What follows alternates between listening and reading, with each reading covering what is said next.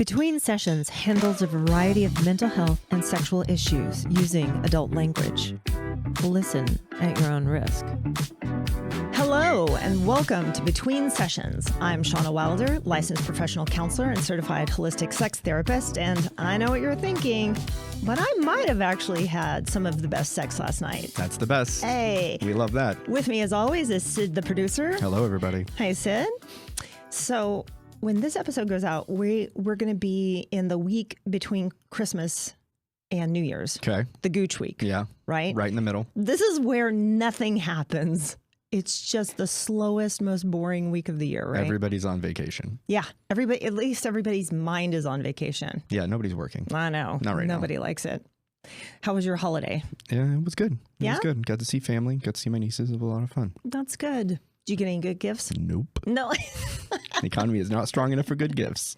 I got a gift from a client. Did you? I did. Are you allowed to get gifts from clients? Yeah, under $50. Oh, okay, cool. You can, yeah. Awesome.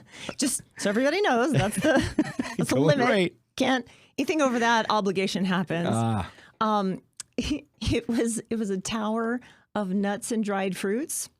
Yeah. so And the company name was Nut Cravings. And I was like, hey, I think my parents this- order from them. was this a joke? It's a good name. It's a good name. It's awfully nice, though. It's awfully nice. I do have like a little hidden rule, though, that I don't eat like home prepared foods from clients. Yeah.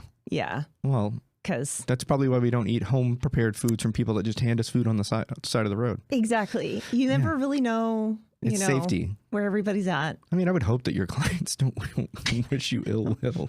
Yeah, but you never know. It's true. I wouldn't take the risk. Or maybe not ill will. They just decide to slide some LSD in there and like, oh, Sean, I'll have fun. Ha ha. Or like weed brownies or something. And I'm like, thanks. That's nice, but not really my jam. I'm more worried about them not being able to handle chicken properly, and yours is they might put LSD in my water. I might not come back for 3 days. Yeah. Great. All right. So what do we have on tab for today? All right. So today I've got 2 messages, 3 messages. Blech. We will go through them. Okay. I have a little bit of holiday still stuck in my throat. There you go. It's that nut craving. You got me. We're going to find out you're allergic to one of those nuts. Whole face just blow up. Swelled. No, that's just what I tell my husband. I'm allergic to nut. Yeah. So like, Yeah. just don't. No, just kidding. Topical. All right. Literally. So topical, literally. Jesus fucking Christ. Okay, right. so what's the first message? All right. So the first message I have is from Michelle, and she's a smut reader. Ooh. Mm-hmm. Hi. So I really like to read, and I do it all the time. And sometimes I read some books that are, they're pretty spicy. So the other day, my husband picked one up, and he read a little bit of it, and he really freaked out at me. And now he's so upset, and he's demanding to know exactly what I'm reading and why I'm reading it. And he's like, oh, what is this porn and all that type of stuff. So that makes me feel really uncomfortable and weird. Yeah. What should I do about it? That's a good question. What should you do about it? Oh, brother, this guy sucks. That's the first. Sorry. No, I'm sure he's lovely. Also, He's having a moment. they've been together for a while, and he's never read what's on her nightstand. Well, This is the first time. You He had know. to go to a bookstore to find out what's on her nightstand. Good to know. which makes me wonder because, aren't the covers usually kind of, Yeah. In my head, all I see is Fabio and like horses. yeah. Well, Or matadors now. these days, sometimes it's just the horses. What's that Morning Glory Milking Farm No one? idea. Oh, yeah, man. There's all these Omegaverse books now where like the deal is male impreg. What? Do you know what that is? Nope. Yeah. So the males in the novels get pregnant by other males sometimes. Yeah. Sometimes? Yeah. Sometimes. Not That sounds always. like a horror story. I know, right? But chicks dig it, man. What Like is it? women Is it a are power really dynamic? into it. But I can guess. women still not impregnate men? It's still only men impregnating other men? Now listen, I have not read them. I have only heard tell. I don't believe But I think no, I really haven't. I probably should just for research purposes. that. Yeah, it sounds like a research project. Get stuck. Maybe that's what I can do in the Gooch Week is pick up some smut And that'll keep me busy. I mean, you could also do it for a PhD thesis. Yeah, that's true. The psychological ramifications of impreg porn.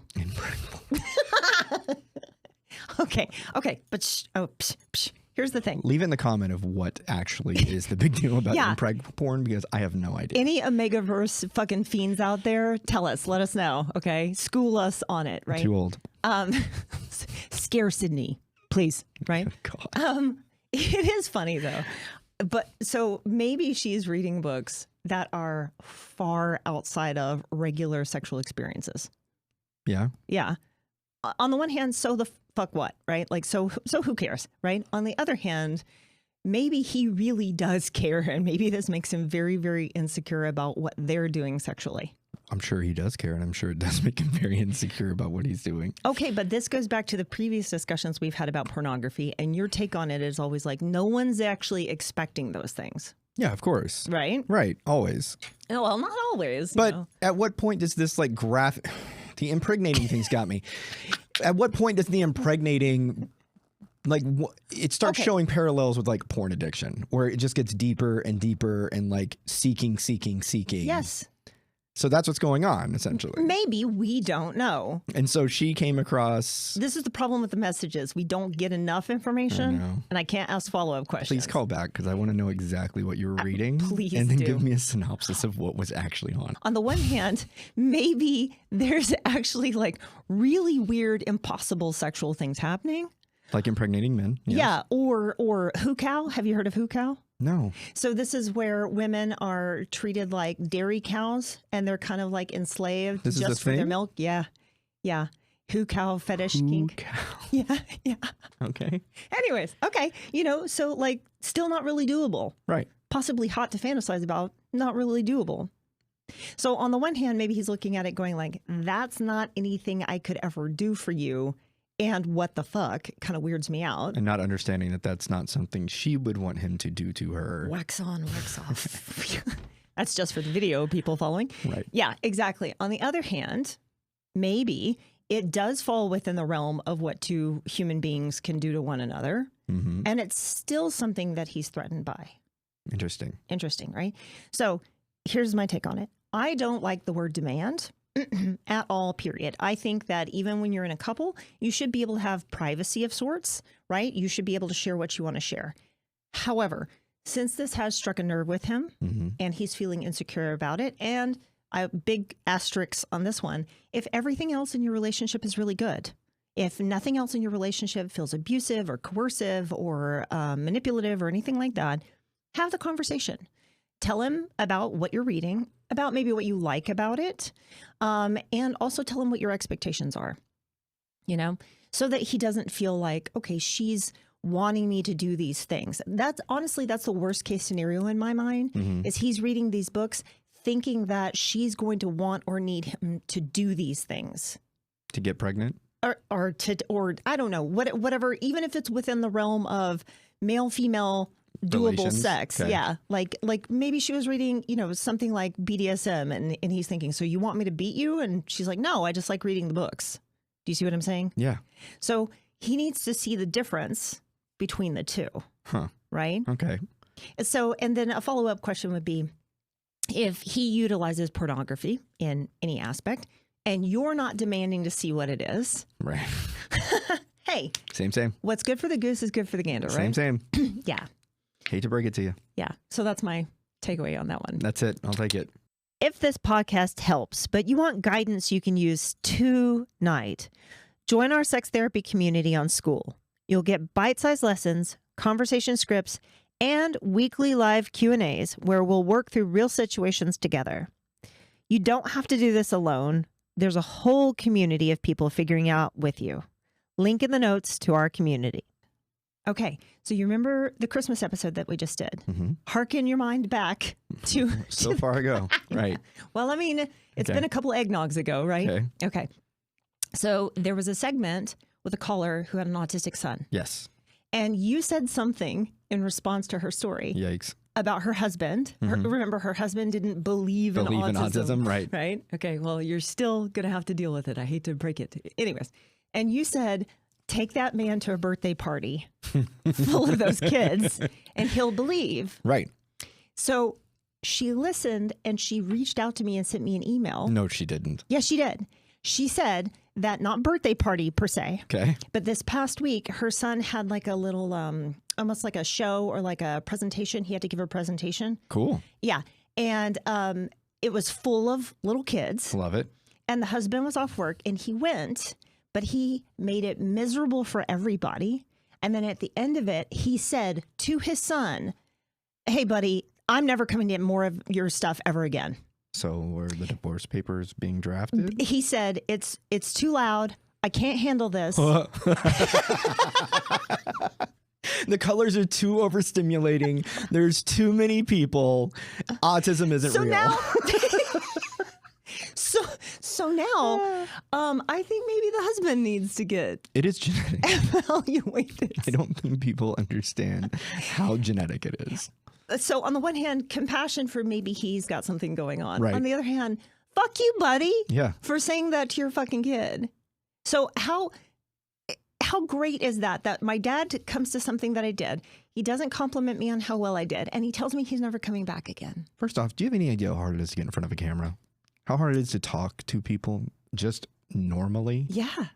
Much less a young kid With your father. learning to do a presentation, Right. make one, and then give one. Yikes. My heart, that just like broke my heart when she told me that. I was like, So God. update. Honey. Dad has autism and he's still terrible. And in a couple months, he'll do the, I don't know why she left. She just walked out. If she does. And you'll have, 25% custody of your son, and you'll wonder what the fuck happened to your life. Every other weekend sounds nice. Autism isn't real every other weekend. Yeah. We can ignore it. You can ignore it for 2 full days. Jesus. All right. You ready, Sid? It's time for the desired data, the lab coat lowdown, the citation sensation.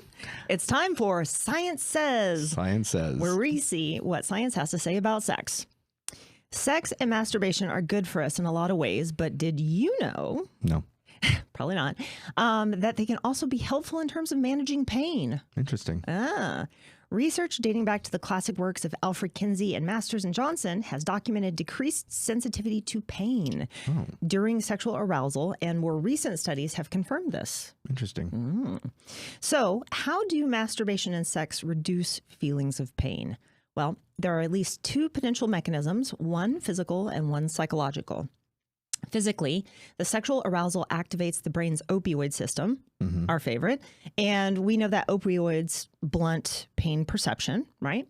But along with this, numerous neurotransmitters and hormones are released, such as dopamine and oxytocin, which tend to make us feel good. So psychologically, sexual stimulation refocuses our attention away from the pain. In other words, it provides a temporary distraction. So clinically, what this means for like me with people that I see is that these combined effects can lead to temporary reduction in pain that lasts for minutes to hours. And for this reason, I have many clients who with chronic pain issues who will often turn to sex and masturbation, sometimes in not the most healthy ways for their relationships, right? As helpful coping mechanisms. It's interesting. Yeah.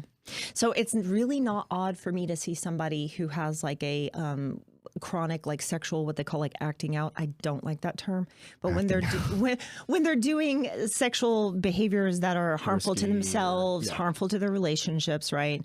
Like cam girl stuff, porn, hand job, shacks, stuff like that. Right. That could damage a relationship. It's very common. I see people with that who have some kind of like chronic pain issue. Like back, knees, elbows. All the above. Makes sense why Head, shoulders, that, knees, and toes. It makes sense why that age demographic also is.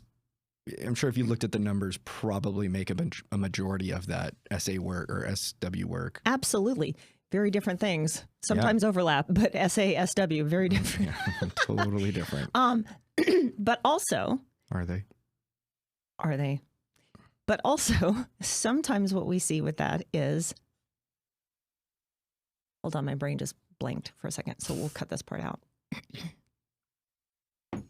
But also with that. But also with that, sometimes what we see is, like I said, if they're choosing like hand jobs or cam girls or something like that, it's not involving another partner. Right. And they're not having to be very physical. They're just kind of like sitting and receiving. So again, you're not having to move your body. You're not inconveniencing somebody else. You're just kind of like receiving something that takes you out of this terrible meat sack that you're trapped in. Interesting. Yep. Also avoiding any kind of vulnerability or intimacy that could be put in that situation. So you're making it as transactional as you possibly can. Oh, that's our favorite, right? Yeah. Transactional sex. And as always, we're going to have the links to the citations in the show notes so you can check my work. So you can check my work. It's so good. All right, Sid, what do we got next? Okay, so next we have Dan, and he wants more than missionary. Oh, okay. Let's see. Maybe he'll get his Christmas wish. Hi, yeah, I had a question for you all. So, my wife and I have been together for 20 years now. Jesus. And, she only likes to do missionary. Looking for some ideas. How can we spice things up? How do we try new things? What's the best way to kind of, communicate to her in a safe manner to, let's go after something new. So, looking forward to what you have. Thank you. Bye-bye. All right. Love it. Cool. Love that. Okay. First of all, this man needs a medal for 20 years with only missionary, right? Like, what a trooper. What made it an issue now? Maybe he's just sick of it after 20 years. Pain. He's got hip pain. He might, He might want to protect his knees a little bit. 20 years, that's going to make somebody maybe at least 40. 40 into their 50s. Yeah. Maybe 60s. So, maybe we're slowing down. Also, maybe we got an empty nest situation. So they're like, kids are out of the house. Let's branch out, Yeah, but what if missionary is the only thing that works for her? So that would be the first question, right?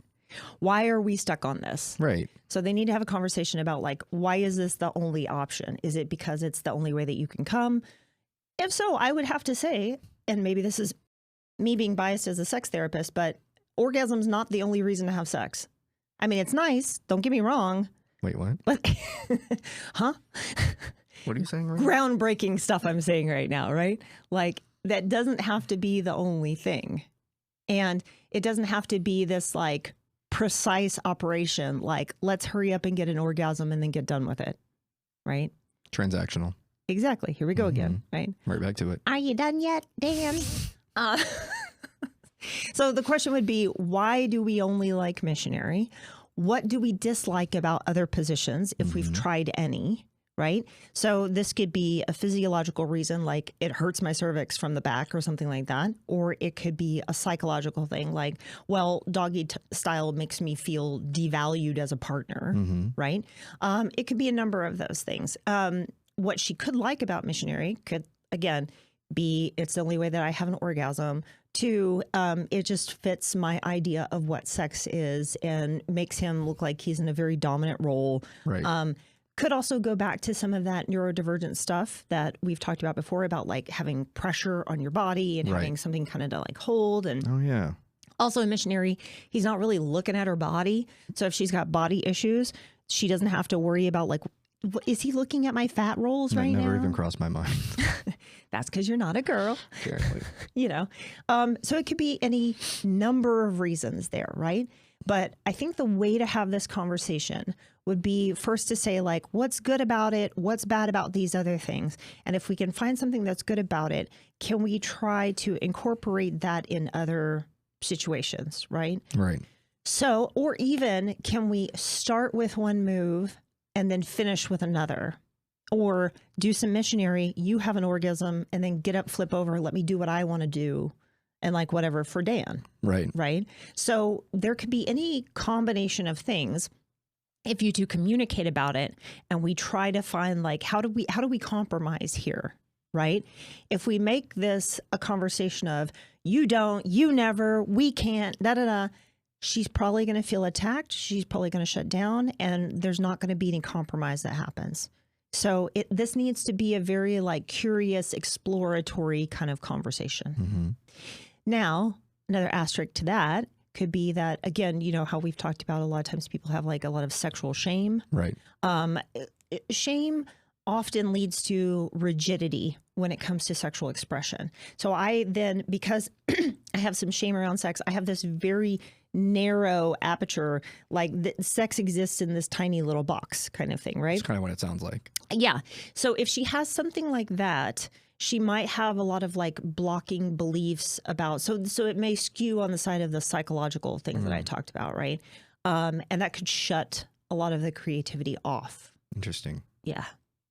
So if that happens, if she just like won't even talk about it or something like that, again, get therapy. Right. Talk to somebody. Yeah, a neutral third party to kind of make it smooth off the edges or whatever. Because you guys out there, like, I can give you tips, but you know, you're not the professionals, and you having to like memorize or think about or rehearse or whatever might be a little bit too much. Right. So I'm always a strong advocate for therapy. Yeah. Funny enough. Have you ever been with anybody like that, though, that was just like, there's only one thing we do? No, come to think of it, no. Not That's me good. personally, but I definitely know plenty of people that are Yeah. in that relationship and have been. Men or women or both? Both. Yeah.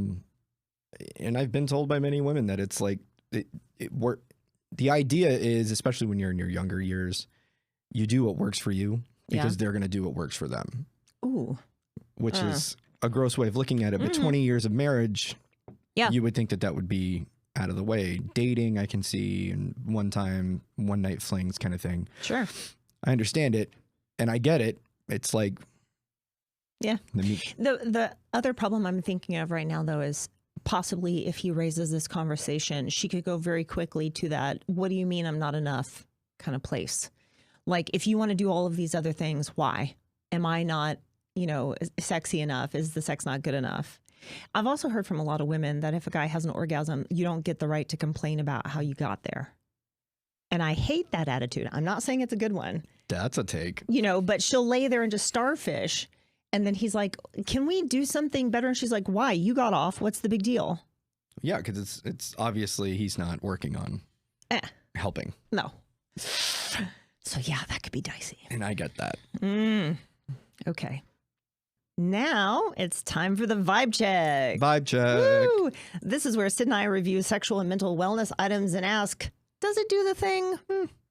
We'll find out. Unfortunately, Sid's not in on this one today because I was not told. Well, it's not for you. I was not invited. Today's item is a female-only item, and it is the PeriFit. What is that? This is the PeriFit, and they have, this is PeriFit Care, and then they have PeriFit Care Plus. This one will run you about $115, I think, last time I looked, but that could still have been some holiday specials or whatever. But this is a video game for your vagina. What do you mean? Beep, beep, beep. So PeriFit is designed to strengthen the pelvic floor. Here, from the website, they are perionatometers, probably said that wrong, designed to treat stress, mild to moderate urge, and mixed urinary incontinence in women by strengthening of the pelvic floor muscles through exercise. It will also, kind of like as a side note, give you a better sexual experience the more strong your pelvic floor is, right? Interesting. So this is great for us queens who've had kids, right? Beep, boop, just to tighten everything up so we're not, you know, peeing on ourselves when we do jumping jacks or something like that, right? Shut up. It's not funny. So what you do is there is, let me keep reading. PeriFit Care and PeriFit Care Plus are intended for vaginal use by adults. Okay. Only by adults. Only by adults. PeriFit Care models promote effective pelvic floor training, a proven method to alleviate symptoms for a significant majority of women experiencing stress and urge incontinence. However, stress incontinence is, again, the bouncing or the sneezing or whatever. Urge is just feeling like you have to pee all the time and not being able to control it. Okay. However, as incontinence is not always due to a weak pelvic floor, consulting with healthcare, all the fun stuff. Consult your doctor, right? Kind of thing, right? But the really cool thing about this is that it's got, this is how you pull it in and out. Kind of. I was about to say, right? that is a very long string. Yeah, the string doesn't go all the way in. It's just so you can That's a little pull ridiculous. that out there, right? But you turn it on, and it's got kind of like a lifetime, see? And now it's like connecting to my phone. Interesting. You're going to love this. And so then you put it in there, right? And you pull the app up. And in the beginning, it'll ask you to like calibrate. So it'll tell you, okay, squeeze and then relax, and then squeeze and relax. And you'll see the little graph go up and down. Right. And then it gets your baseline. And then it sets you on a training program. It'll ask you a couple of questions about like what your goal is and whatnot. Right. What are we trying to accomplish here? Exactly. Right. And then it'll customize a plan for you. And in 7 minutes a day, okay, you play video games with it. So the app will boot up little games, and you'll squeeze to make the bird fly over the flowers and go up and down. It's kind of like Mario, where you're like going up to get coins and coming back down. You're playing Flappy Bird with it. Yeah. In the app, they call it Floppy Bird. Yeah. Probably. Well, that's disgusting. Okay. Probably to avoid some, copyright restrictions or whatever. But you just lay back and play video games with your vagina. And you have to like squeeze and hold, and then like do a slow release or like a slow squeeze, not just kind of thing. Yeah. It will also tell you the difference between if you are actually activating your pelvic floor muscles or if you're squeezing your butthole. It knows the difference. It knows the difference. Oh, it can tell which end of, or your abs too. It can tell which end of this is getting, and if you're doing like an ab contraction, it's just down here. And if you're doing pelvic floor, it's going to be more all around here. Interesting. Right? So where it's registering is very intuitive as well. Right? So this is kind of like the base model. This has been around for a couple of years. They just came out with PeriFit Care Plus. I honestly don't know what the difference is between the two. You can go look at it on the website. It's PeriFit, PERIFIT.co. But between this and the other model, it's going to be about $100 to $150. Not bad. Right? So again, for about 7 minutes a day, you're going to start seeing progress in the app. It'll show you how much better you're doing. It gives you like a percentage score each day. And then in a few weeks, you're going to actually start seeing a difference in the results. You're going to start having less incontinence and all of that kind of stuff because it's customizable. So it's different strokes for different folks. Of course. I was about to say, that's a pretty one size fits all kind of situation. And I don't know what the deal with the battery is, but to my knowledge, like this thing never runs down. Like you're only using it for like 7 minutes a day. And I've had this for a couple of years, and the batteries, I haven't changed batteries. I haven't had to recharge it. So it's not like you have to take it and plug it in every time or something like that, or you got to tote a charging cord with you or anything like that. Interesting. You can do it fully clothed as long as you can, get in there, you can do it. Pretty handy dandy little deal. That is pretty handy dandy and a very good price. Yeah. And having had 2 kids myself, this definitely helps with incontinence, right? So only one of us will be able to give you the answer on this of, does it do the thing?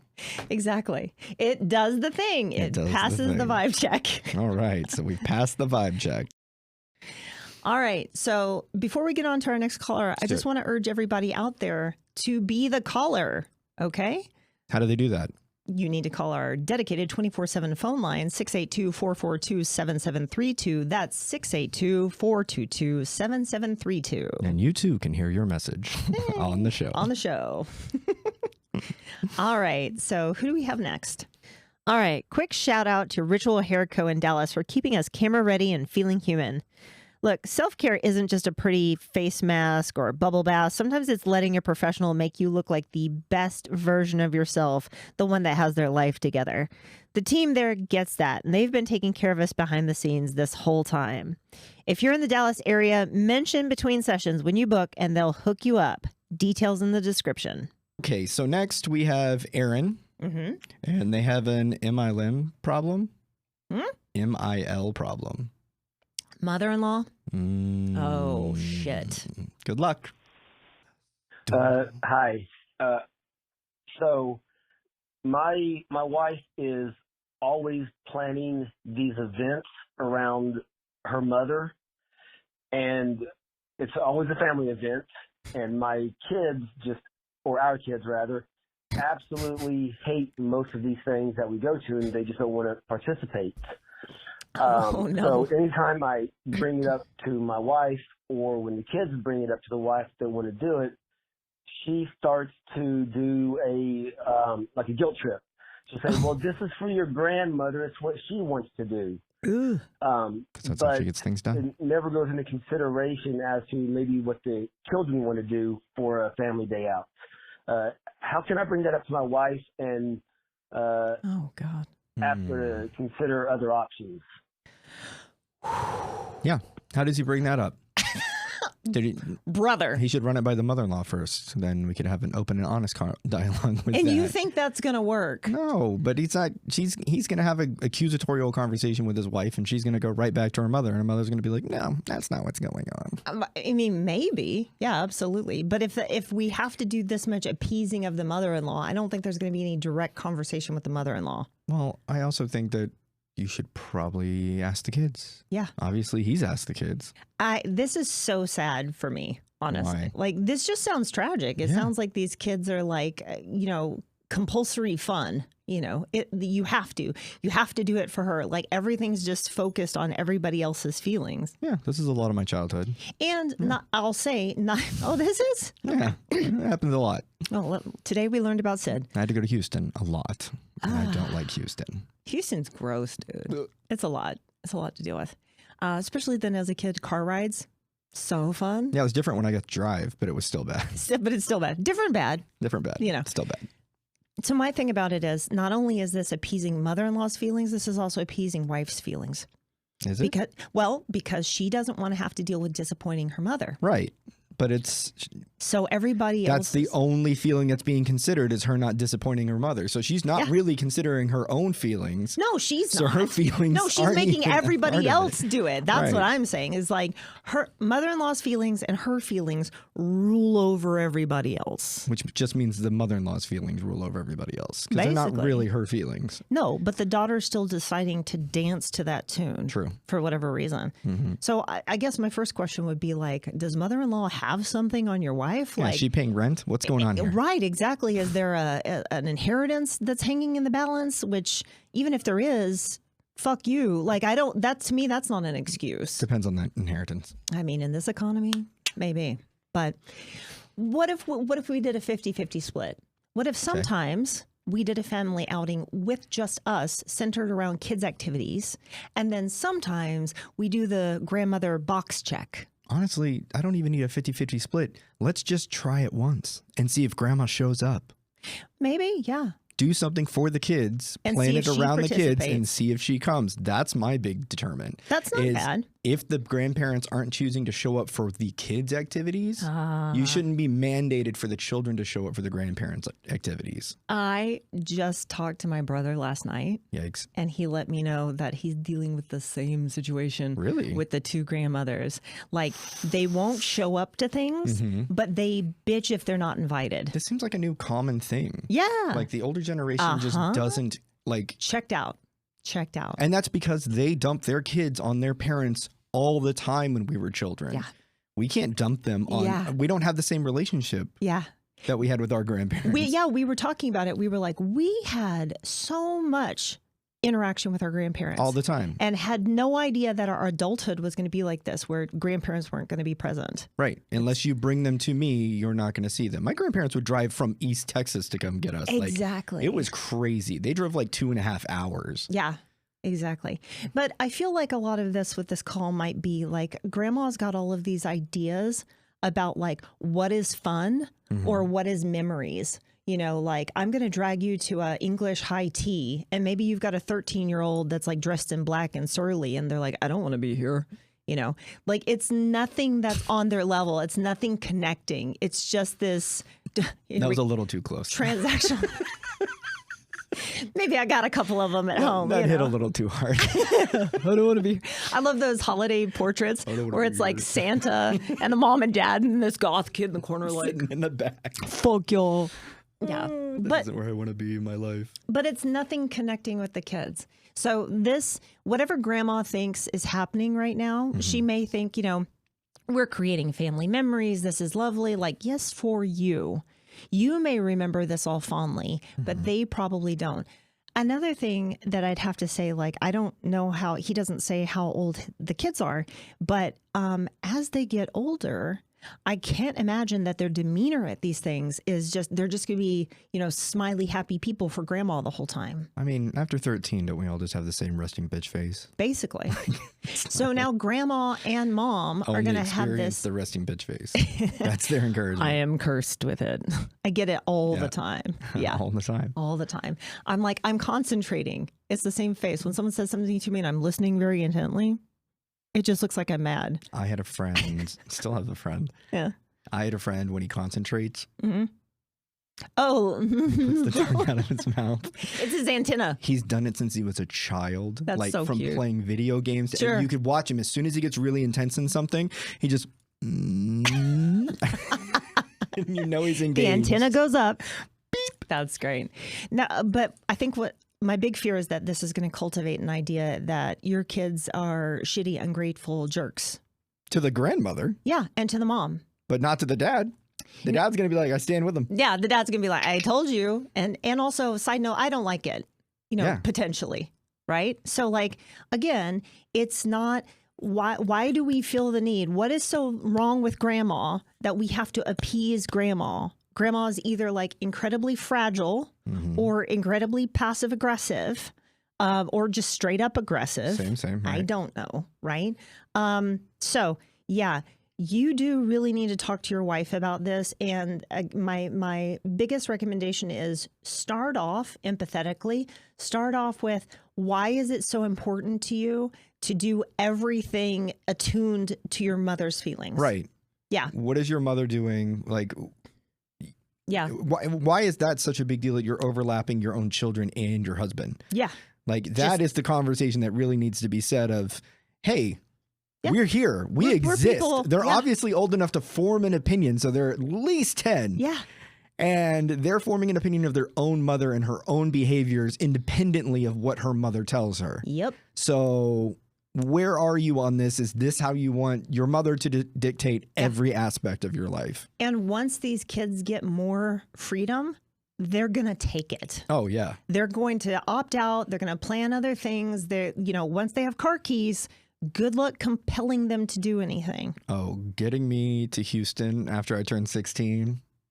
Goose egg, baby. That's what I'm saying. No way. Yeah. So you're setting yourself up for a lot of resentment. You're setting yourself up for, you never listen to me. My voice doesn't matter. It's these little things that are going to. So again, sorry, focus. Talking to your wife compassionately and curiously to begin with. Then you're going to have to at some point hit her with holding the mirror up. Like, but do you see what happens to me and the kids? And this is not evil that needs to be disciplined out of our children. Okay. This is not a moral failing that they need to learn to appease their elders. There needs to be some give and take. That's the thing I'm afraid of. That's the big takeaway there. But also I would suggest, again, like I said, the compromise of like, can we do a 50-50? Can we sometimes go do something? And then in those times when you take them to like, I don't know, like one of those new like indoor putt-putt golf places with all the crazy setups and stuff like that, or you take them to see their movie they've been waiting to go see. Wicked just came out. God, both of my kids fucking hate Wicked. That is like the grandparent movie if I've ever seen one. Not since Les Miserables. Not since Les Miserables have I seen such a grandparent movie in my entire life. I've never seen the play, never did anything. Went into Les Miserables and I was like, oh, Hugh Jackman, I'm in. Let's watch this. Him singing, in. Great, whatever. 3 hours into that movie, I was like, there is no one that doesn't have gray hair in this theater. Yeah. Not one person. And if they are, they're like 6. Yeah. That's crazy. And that's how I feel Wicked is. Wicked is that like bridge. They're both musicals. Right. They're both musicals. But very different ideas. I think one of the biggest problems with my kids is the god awful oversaturation of the marketing. Ugh. Like they have Wicked dish soap and cookies and cupcakes, like everything. I think I saw a box of Wicked tampons the other day. I'm like, what are we doing? Like it's just shoved down their throats so much that they can't even stand it. We went to go see another movie the other day, Dust Bunny, highly recommended. Pretty cute movie. Dust Bunny? I'll tell you later. So we went to go see that, but one of the characters said Wicked. Both of them fell out laughing in the movie theater. I had to be like, shut up. because I knew what they were laughing at. They were like, oh, wicked. Anyways, but okay, focus. Yeah, you got a problem on your hands there, Aaron, and you're not crazy for seeing it as a problem. You need to try to address it. You need to try to possibly maybe empower your wife to say, hey, this is your family now. She's not the boss of you, right? That's the big one. This is the part of the show where we always guess the theme. I think I know the theme on this one. Let's go. Transactional. Hey, look at you.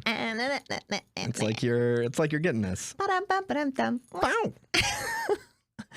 All right. Okay. That's about enough of this crap for one day. All right. Big thanks to all of our guests today.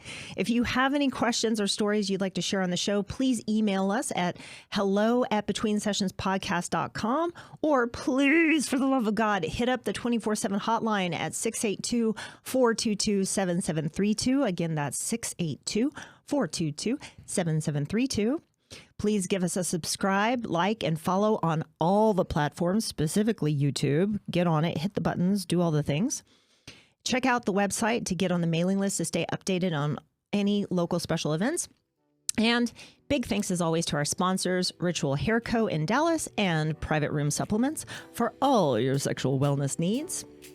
I'll see you next session. All right, now get out of here.